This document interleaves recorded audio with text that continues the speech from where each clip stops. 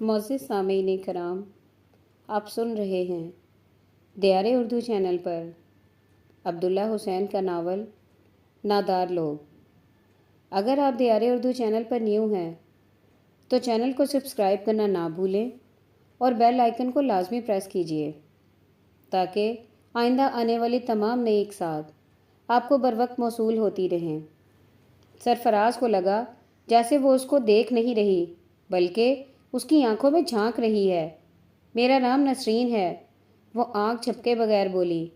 سرفراز کی زبان کو گویا تالا لگ چکا تھا۔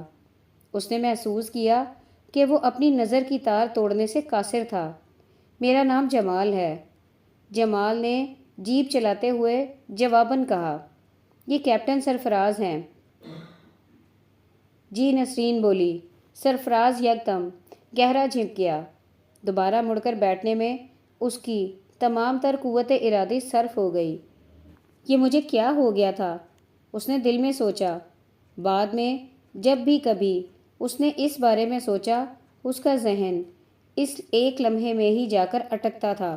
یہ وہ لمحہ تھا جب اسے اچانک بغیر سوچے سمجھے اور خیال کیے ہوئے اس انجانی لڑکی سے محبت ہو گئی تھی۔ کھڑکی کے شفاف شیشے کی چوکھٹ سے سرفراز کو صرف آسمان نظر آ رہا تھا، جس پہ اس وقت دوپہر کی تپی ہوئی سفیدی کچھ ماند پڑ رہی تھی اور نیلاہٹ اس کی جگہ ابھرتی آ رہی تھی۔ اپنی سیٹ پہ لیٹے لیٹے آسمان پہ نظر جمائے ہوئے اس کے دل میں پھر اسی نامعلوم سی بے چینی نے سر اٹھایا۔ خوابوں کی بے قابو جھلکیاں اس کے خیالات کو بکھیرنے پہ مصر تھیں۔ ریل گاڑی واضح طور پر حرکت میں تھی۔ پہیوں کی گڑگڑاہٹ اور ڈبے کی ہلچل اس بات کی گواہ تھی کہ گاڑی کئی میل فی گھنٹہ کی رفتار سے حیدرآباد کی جانب رواں تھی، مگر کھڑکی میں آسمان کا چوکٹا قطعی ساکن اور بے حرکت تھا۔ کبھی کبھار کوئی پرندہ اونچی پرواز کرتا ہوا اس چوکٹے کو کاٹتا تو ریل کی حرکت کا ثبوت ملتا، مگر کئی منٹ گزر چکے تھے اور کوئی پرندہ نظر نہ آیا تھا۔ ساکت و جامد آسمان سرفراز کو اس حرکت سے جسے وہ اپنے بدن میں محسوس کر رہا تھا الگ رکھے ہوئے تھا۔ کچھ دیر کے بعد وہ گھبرا کر اٹھ بیٹھا۔ جیسے ہی اس کی نظر زمین پہ پڑی، اسے محسوس ہوا گویا اس کا توازن بحال ہو گیا ہے۔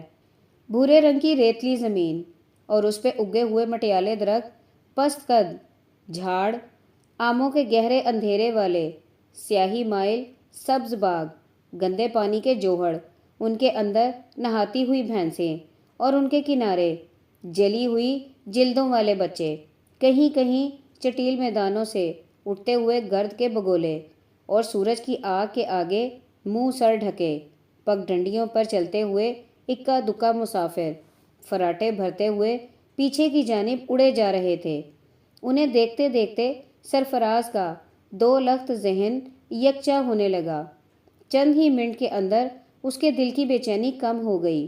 آدھ گھنٹے کی ہلکورے لیتی ہوئی نیند اور خوابوں کی بے لگام جھلکیوں نے اس کے فہم اور بدن کے درمیان جو دراڑ ڈال دی تھی، زمین کی رفتار نے اسے بھر دیا تھا۔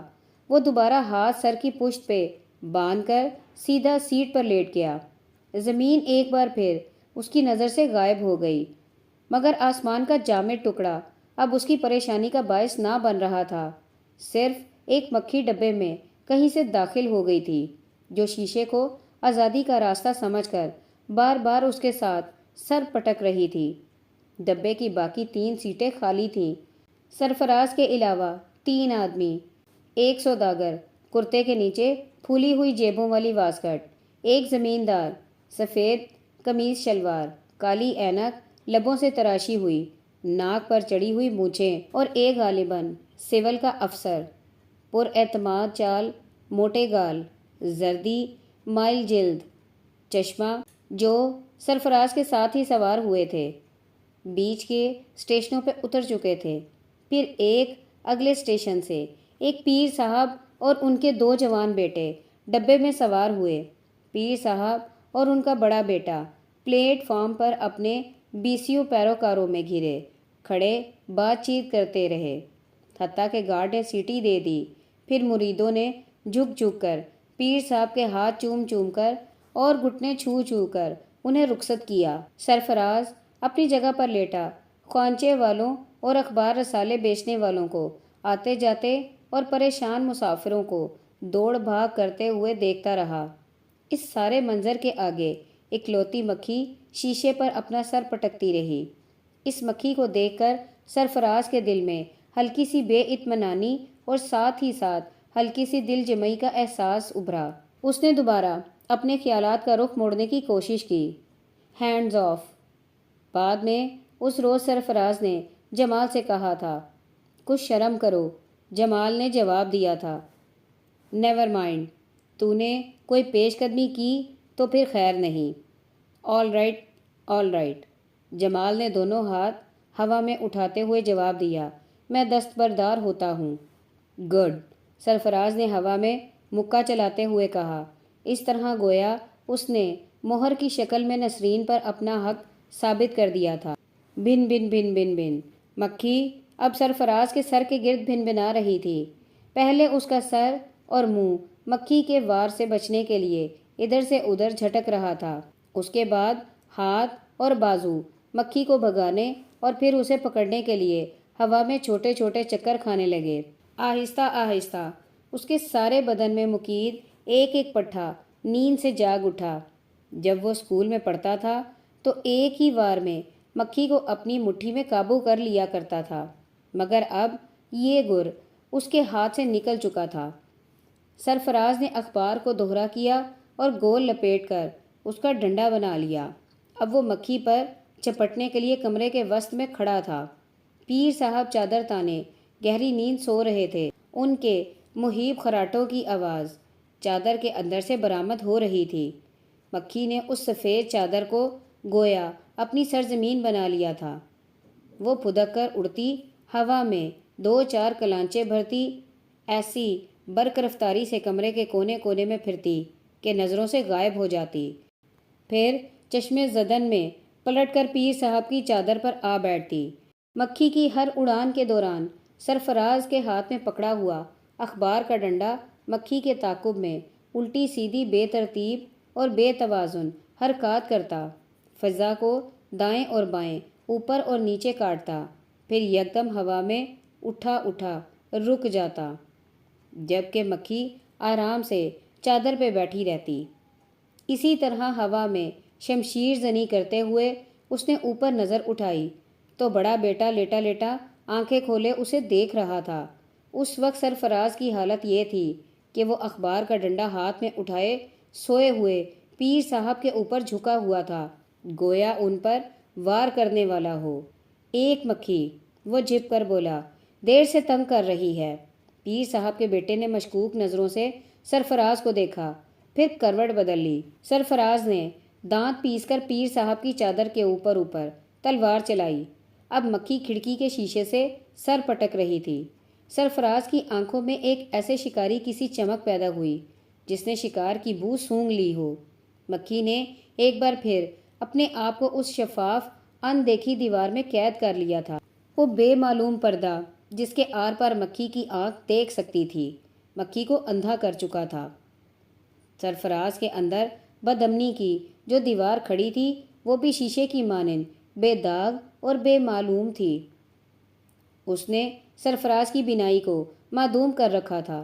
کئی سیکنڈ تک وہ اکڑا ہوا چوکس بدل لیے بے حرکت کھڑا نشانہ باندھتا رہا، جیسے وہ مکھی نہیں بلکہ اس دیوار کو جو پچھلے 24 گھنٹے میں اس کے اندر کھڑی ہو چکی تھی منہدم کرنا چاہتا ہو۔ آخر اس نے جھپٹ کر ایک زوردار وار سے مکھی کو جا لیا۔ پٹاخے دار آواز بلند ہونے سے پیر صاحب چونک کر جاگ اٹھے۔ انہوں نے چادر ہٹا کر سرخ سرخ آنکھوں سے سرفراز کو دیکھا۔ سرفراز ان سے بے خبر کھڑا مکھی کو دیکھ رہا تھا، جو اب نیچے فرش پر ایک سیاہ دھبے کی مانند دکھائی دے رہی تھی۔ مڑنے سے پہلے سرفراز نے اپنا پیر اس پر رکھا اور بدن کا پورا بوجھ اس پر ڈال کر جوتے کے تلے سے مکھی کو مسل کر رکھ دیا۔ پھر وہ اپنی سیٹ پہ جا بیٹھا۔ اب وہ اس بے نشان شیشے کے وجود سے بے خبر باہر زمین کو دیکھ رہا تھا، جہاں دھوپ میں نچڑے ہوئے کھیت اور فصلیں اور مویشی اور کسان الٹے پاؤں بھاگتے چلے جا رہے تھے۔ وقت کے وجود سے بے خبر سرفراز کا دھیان بھی پیچھے کی جانب بھاگتا ہوا دور تک نکل گیا۔ دھوپ ایک برسا برس پرانی دھوپ تھی جس کی شکل بھی یہی تھی مگر اصلیت مختلف تھی۔ پرانی دھوپ کی آنکھ میں جادو تھا۔ اس قدیم دھوپ کی عمر 30 سال کی تھی۔ اس کے بدن میں جو تناؤ اور سطح پہ جو چکا چون تھی وہ آج کی اس تازہ دھوپ میں مفتود تھی۔ سردیوں کی اس دھوپ کے اندر گاؤں کے باہر میدان میں ریچھ اور جادو کا کھیل ہو رہا تھا۔ سارے گاؤں کے بچے، کچھ عورتیں اور چند جوان اور بوڑھے مرد دائرے بنائے بیٹھے ہوئے تھے۔ دائرے کے اندر ایک بہت بڑا پہاڑ جتنا کالا ریچھ اپنی نکیل کی رسی کے آگے سر جھکائے تھوتنی زمین پر رکھے لیٹا تھا۔ کالی داڑھی والا فقیر ریچھ کو نچانے سے پہلے کٹورے کے جادو کا کھیل دکھا رہا تھا۔ پہلے اس نے زمین کے ایک ہموار حصے پر کپڑا پھیر کر اسے صاف کیا۔ اس کے بعد اپنے تھیلے سے ایک چھوٹی سی رنگ برنگی گیند نکالی اور انگلی اور انگوٹھے میں اٹھا کر چاروں طرف لوگوں کو دکھائی۔ پھر گیند کو زمین پر رکھا اور تیزی سے ایک سلور کا کٹورا اوپر اوندا کر کے گیند کو ڈھانپ دیا۔ اب اس نے نکیل کی رسی کھینچ کر ریچھ کو اٹھایا اور اپنی جگہ سے ہلے بغیر رسی کی مدد سے ریچھ کو میدان کے چکر لگوائے۔ اس دوران وہ رسی کو ہاتھ پر لپیٹ کر اس کے طول کو کم کرتا گیا حتیٰ کہ ریچھ کا دائرہ کٹورے کے حلقے تک محدود ہو کر رہ گیا۔ انتر جنتر پار کلندر، بچہ جمورا بول ایک منتر۔ فقیر نے تان لگائی، چل بیٹا چل، مہربانوں کو جادو کا کھیل دکھا۔ اس نے نکیل کو تنک دی تو سدے ہوئے ریچھ نے اپنی تھوتنی اوندھے کٹورے سے لگا دی۔ 1 منٹ تک وہ اسی طرح تھوتنی کو کٹورے پر رکھے کھڑا رہا۔ پھر فقیر نے نکیل کھینچی تو ریچھ سر اٹھا کر دوبارہ کٹورے کے گرد چکر لگانے لگا۔ بزرگوں، نمبرداروں، بیبیوں اور بچونگڑوں، دنیا میں میرا نہ مائی باپ، نہ بیوی، نہ اولاد، بس یہ ایک بے زبان جانور میرا بچہ۔ مہربانوں، اس بچے کے منہ میں زبان نہیں مگر اس کا پیٹ کرتب سے ہے بھرا ہوا۔ میرے بھائیوں، دیکھو، ہماری تمہاری آنکھ کے سامنے، ہماری تمہاری نظر کو مات دے کر یہ بچہ گیند اڑا کر اپنے دیس کو چلا گیا ہے۔ اے بھائیوں اور بہنوں، ہوش سے دیکھو اور اس بچے کے جادو کی گواہی اپنی آنکھ سے طلب کرو۔ یہ کہہ کر فقیر نے جو کٹورا زمین سے اٹھایا تو نیچے کچھ بھی نہ تھا۔ گیند غائب ہو چکی تھی اور زمین خالی پڑی تھی۔ فقیر نے کٹورا ہاتھ میں اٹھایا اور ایک لوہے کے چمچے سے ٹن ٹن بجاتے ہوئے گھوم گھوم کر لوگوں کو دکھانے لگا۔ کٹورا خالی کا خالی تھا۔ بچے تو بچے، بڑے لوگ ہکا بکا رہ گئے۔ کٹورا بجاتے بجاتے یکا یک پھر فقیر نے ایک کلانچ بھری اور جھک کر ریچھ کی پچھلی ٹانگوں کے بیچ ہاتھ مارا۔ جب اس نے ہاتھ باہر نکالا تو ایک انگلی اور انگوٹھے کے درمیان وہی گیند پکڑی ہوئی تھی۔ فقیر نے ایک نعرہ لگایا اور لوگوں کے حلقے کی حد کے ساتھ ساتھ گھومتے ہوئے گیند ایک ایک کی آنکھوں کے سامنے لا کر دکھائی۔ چل بچے چل۔ فقیر اب ہاتھ سر سے اوپر لے جا کر نکیل کی رسی کو تنکے مارنے لگا۔ ناچ دکھا دے دریا دلوں کو، ہاتھ پھیلا دے سخیوں کے آگے، رزق کی مالک اللہ کی ذات، چل بچونگڑے چل۔ ریچھ اپنی پچھلی ٹانگوں پر کھڑا ہو کر اگلی ٹانگوں کے پنجے ہوا میں ڈھیلے چھوڑے بھونڈے انداز میں ہلنے لگا۔ اس وقت 3 سالہ بچے نے اس دھوپ میں ریچھ کی ناف سے نیچے لٹکتے ہوئے کالے بالوں کے اندر اس کے آلات تناسل دیکھے جو اس کے بدن کی حرکت کے ساتھ ساتھ آہستہ آہستہ تھرک رہے تھے۔ بچے کے دل میں خیال پیدا ہوا کہ وہ جگہ جہاں گول گول چیزیں اچھل رہی تھیں بچے کا جادو کا بٹوا تھا جس میں اس نے گیندیں چھپا رکھی تھیں۔ اس خیال نے پل بھر کے لیے بچے کے دل پر ایسا قبضہ جمایا کہ اسے اپنے آپ کا ہوش نہ رہا۔ چمکتی ہوئی دھوپ میں ریچھ چکر لگاتا ہوا اب اس کے عین سامنے کھڑا تھا۔ دھوپ اس کے کالے بالوں سے پھسلتی ہوئی نیچے ساری زمین کو لپیٹ میں لیے ہوئے تھی۔ بچہ ایک ایک بال کو، اس کی باریک کالی آنکھوں، اس کی تھوتنی اس کے لٹکے ہوئے اگلے پنجوں، اس کی ناف اور اس کے بٹوے کو الگ الگ دیکھ سکتا تھا، اور اس درندے کی تیز اجنبی بو کو سونگھ رہا تھا۔ اس کو محسوس ہوا کہ وہ اور ریچھ دونوں تنے تنہا اس سفید دھوپ کے جال میں ایک دوسرے کے ساتھ بندھے ہوئے ہیں، اور ان کے سوا کوئی بندہ بشر اس میدان میں موجود نہیں ہے۔ بچے نے بے اختیار قدم آگے بڑھایا اور ہاتھ سے ریچھ کے بٹوے کو چھو لیا۔ اپنی ننھی انگلیوں پہ جنگلی جانور کے کھردرے بالوں کی رگڑ کو اس نے قرب کی اس شدت سے محسوس کیا کہ ایک لمحے کا وہ لمس عمر بھر کے لیے اس کے حواس پہ مہر ہو گیا۔ سارے مجمع میں سے ایک مختصر ہوک نما آواز بلند ہوئی اور پھر یکدم خاموشی ہو گئی۔ اس خاموشی کے اندر ریچھ نے ایک جھرجھری لی اور اس کے بدن سے ایک خوفناک ٹوٹی پھوٹی غراتی ہوئی آواز نکلی۔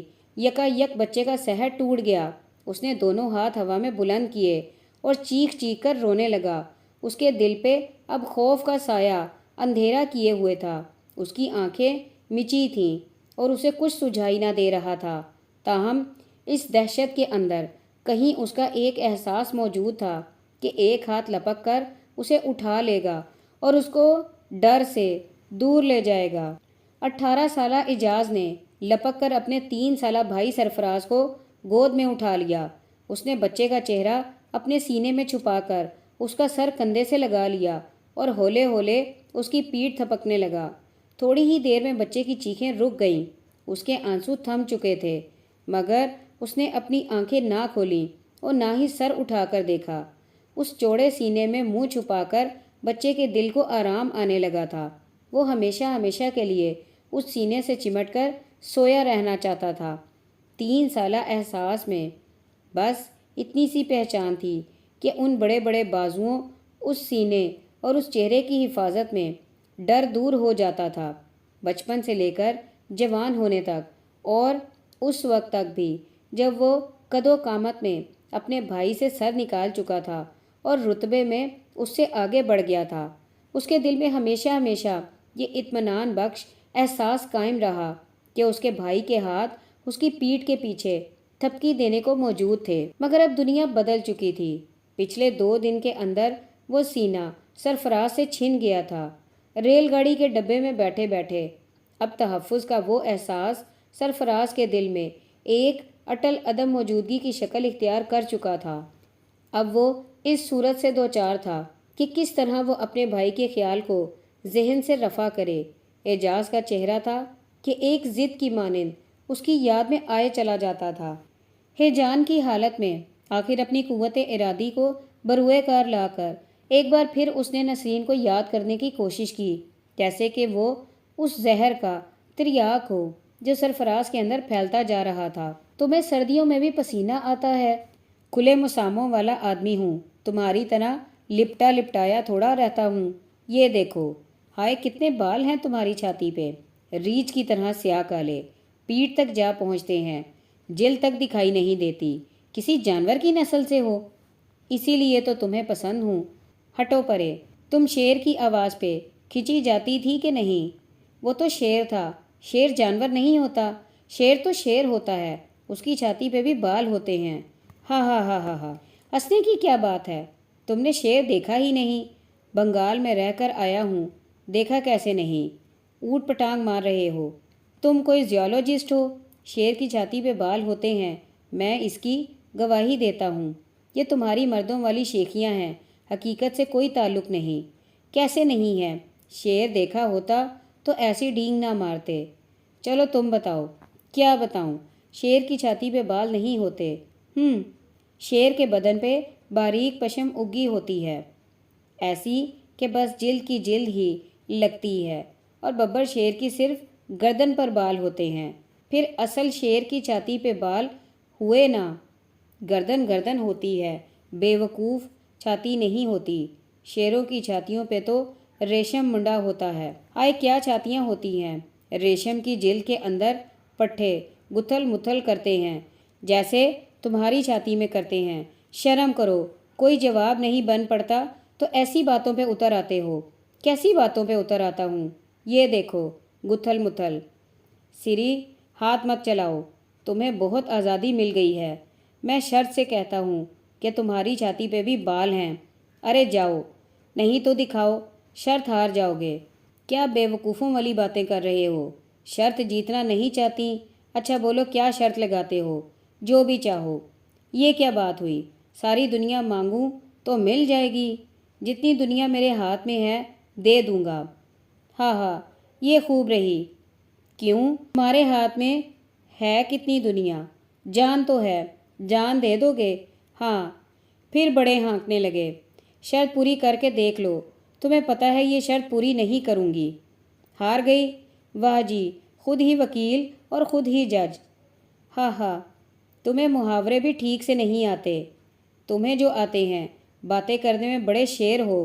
ویسے بھی شیر ہوں تو میں خود شرط جیت کر دکھاتا ہوں۔ کیسے؟ آنکھیں بند کرو۔ لو۔ ارے ہٹو سری، مت کرو، شرم کرو۔ دیکھو میں شور مچا دوں گی۔ اچھا رکو، ٹھہرو، میرے ہاتھ چھوڑ دو۔ یہ لو، دیکھ لیا۔ واہ، ایک بٹن سے کیا ہوتا ہے؟ گردن بھی پوری نظر نہیں آ رہی۔ بس اب شرط پوری ہو گئی۔ کہاں پوری ہوئی؟ چاروں بٹن کھولو تو ہوگی۔ جی نہیں، آپ شرط اپنے پاس رکھیے۔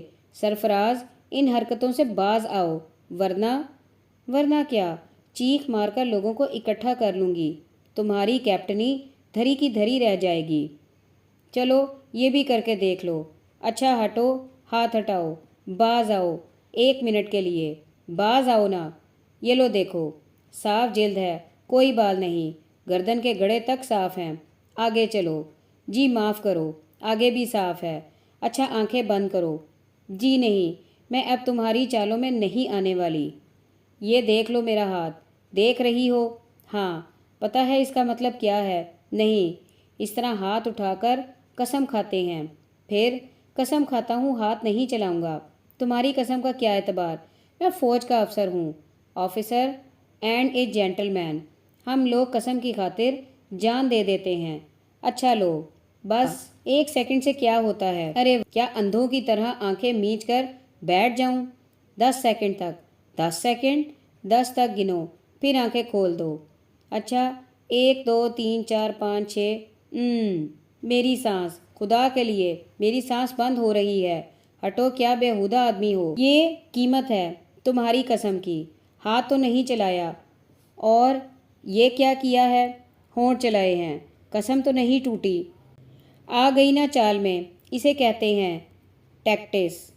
مکار، اب قسم ختم ہو گئی، اب میں ہاتھ چلاؤں گا، چپکی بیٹھی رہو۔ ہائے سری، اب مجھ میں ہمت نہیں، ہلو مت۔ ہائے میں مری، یہ دیکھو بال، یہ ایک بال ہے، عین چھاتی کے اوپر، کھینچ کر توڑ دوں؟